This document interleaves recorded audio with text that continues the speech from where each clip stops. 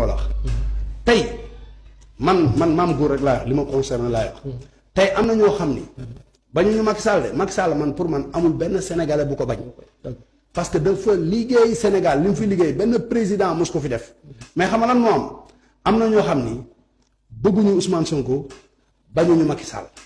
xam nga lan lañ bañ dañuy gis nit yàlla may ko mu am peut-être relation ak président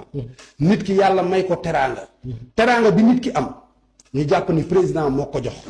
léegi ñoom dañuy bëgg président daanu pour kooku daanu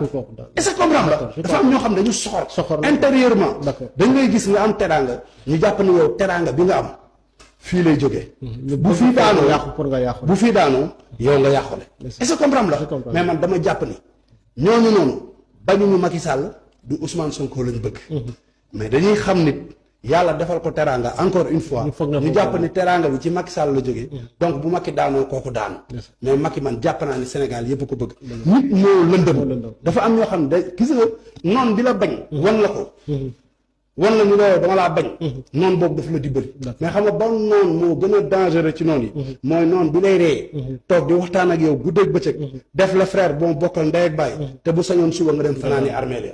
loolu moom mooy noonu bi gën a bon ci àddina encore une fois di ñaan Sénégal tey jii